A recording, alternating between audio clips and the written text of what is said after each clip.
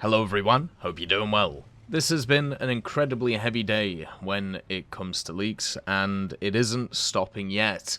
We also have the update 2.41 preliminary leaks, which is from the same set of people that have leaked pretty much every update for the last, well, 1 or 2 years.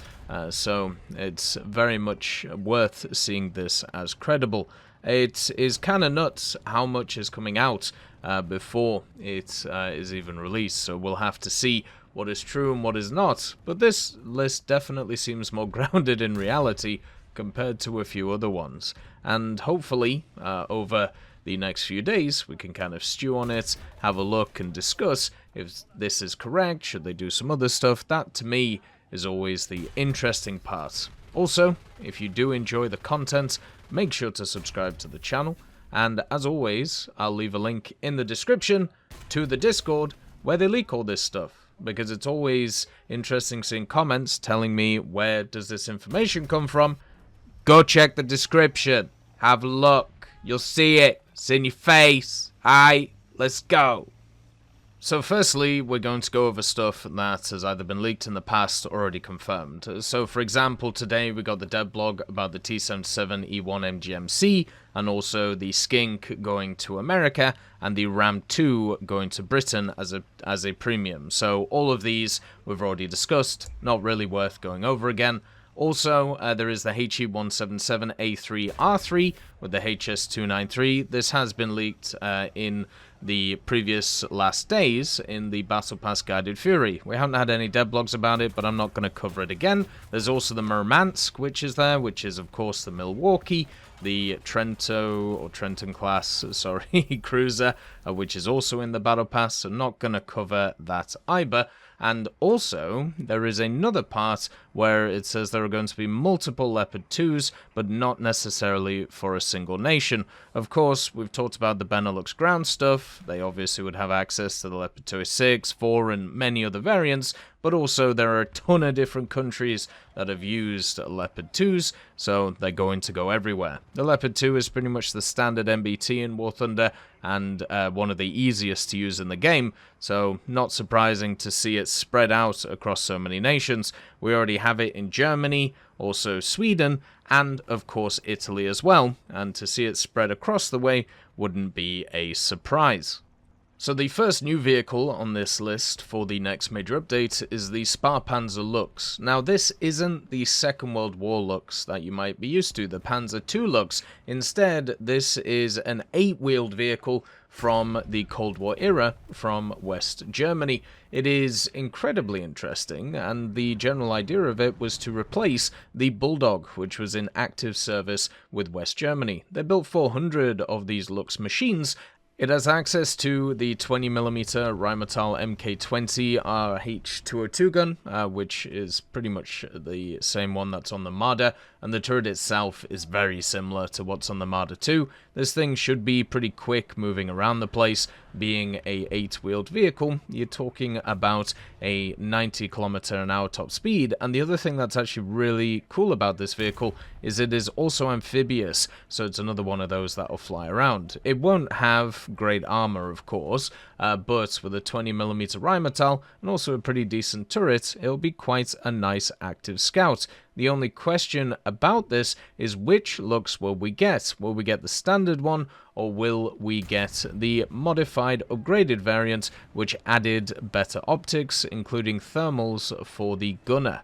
The other day we talked about a data mine that had a system in it that was quickly removed. This was the LS3 AVN system, which is basically like a self-protection suite. We also had a talk about which helicopters it was used on, and now in the leak list it seems to confirm one of those vehicles, the Mi-8 AMTSH-VN, which is a horrific name for a vehicle, but basically this is an upgraded Mi-8, which has access to 2 side-mounted 12.7mm forward-firing machine guns, and also the self-protection suite we talked about before. It has access to more laser jammers, countermeasure dispensers, which are automatic, and also some increased armor on the vehicle. Hopefully what this will also bring is some of those updated helicopter damage models to the Mi-8 itself.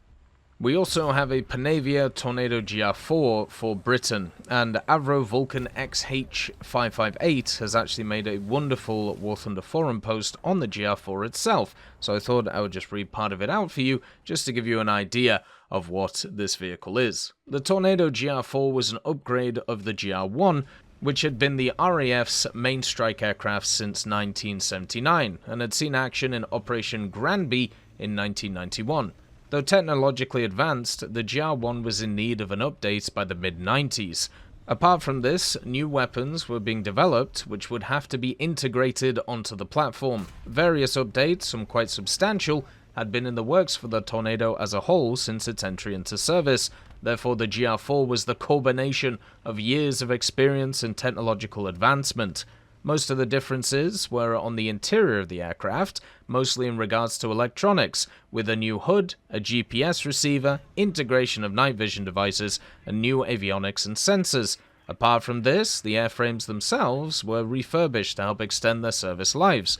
The improvement of the electronic systems allowed for the easier integration of new weapon systems such as the Storm Shadow cruise missile, Brimstone, and the Paveway 3, with the Paveway 4 later being added on in its service life, alongside a data link system. One notable weapon system that was removed was the nuclear bomb, namely the WE-177, due to the Reykjavik summit in 1986, removing the capability from the GR1, as well as the retirement of nuclear weapons from RAF service in favor of PGMs, making it a non-nuclear force by 1998. JP-233 was also retired by 1999 and was unlikely to have ever been used by the Tornado GR4 squadrons due to the signing of various treaties and lack of effectiveness when compared to PGMs. The only noticeable difference on the exterior of the aircraft is the extra FLIR pod on the port side of the fuselage, which necessitated the removal of the BK-27 cannon on the same side.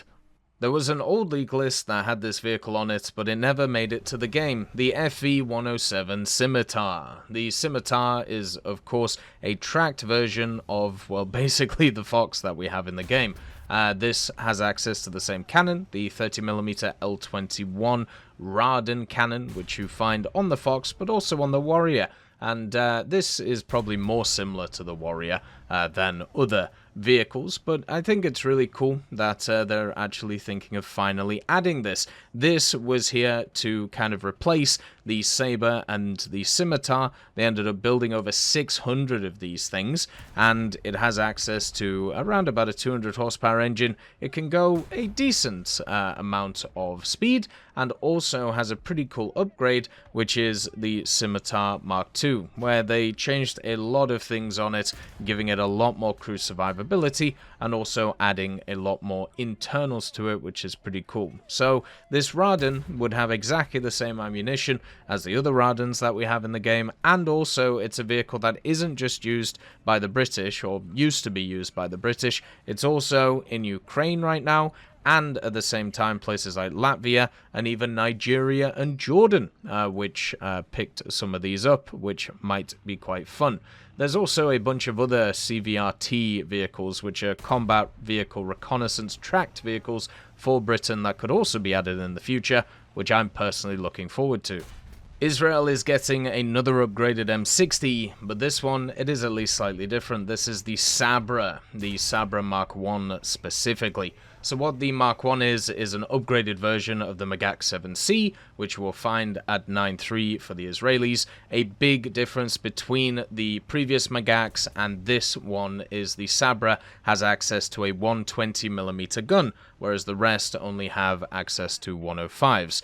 It also has a different system for its turret traverse, so it should be a little bit quicker, but one of the differences between the Sabra Mk.1 and its other variants is the armor. The Mk.1 didn't really get a bunch of upgrades in terms of its armor profile. That came later on, where explosive reactive armor was added, and also other areas. Technically, the applique armor that the Sabra Mk.1 has should be very similar to the Magak-7C. Probably should have a little bit more kind of defense, but not a huge amount. The other part, which also wasn't really changed that much, is the good old engine engine. It still has the 908 horsepower engine that the Mk.1 has, but in later versions of the Sabra, they did improve this, so it'll be interesting to see what they decide to do.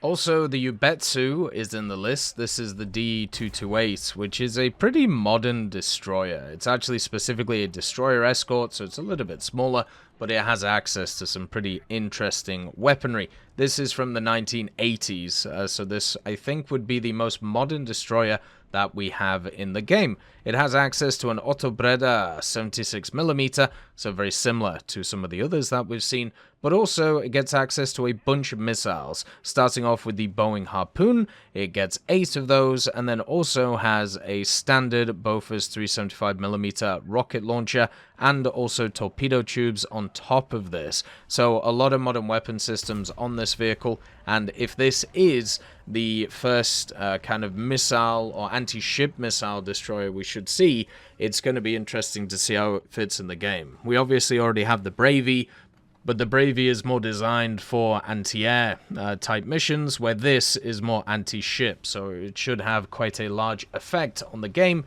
if it makes it in. The last vehicle is not specified, and it is an iconic end-of-the-line non-NBT for the Americans. So this could be an SPAA, this could be a light vehicle, this could be even a prototype NBT that just didn't make it. Maybe the good old Thumper might turn up, who knows? But this is obviously something that should be pretty hyped. When it comes to America, they haven't really got a ton of new stuff for their high tiers recently, and there's just been more and more Abramses as they've turned up. So to get something different should be really fun. It hopefully will be one of the light tank projects that America developed between the 80s to now. It is something that they've continuously developed over time with several separate prototypes, but I'm looking forward to it. I'm sure it will be fantastic. I'd like to hear your opinions on what you think it might be, because of course, that is the most interesting. Look after yourselves. Peace be with you. I'll see you next time. I'd just like to thank GMG Smiley, CD Beans, Chieftain Mike, EMN3 Galaxy, Tulio Pontecovo, Brendan Quinn, Carrion Crow, Gus Irenicus, Pyman, Wartinder, Teddy, Daniel Stanton, Martinez, B. Young, Ozzy Panzer, Alan Hacker, Liam Shear, Opium Prime, Lafouche, Sem, Aslan, Uncle Bean, and Derek R. for supporting the channel.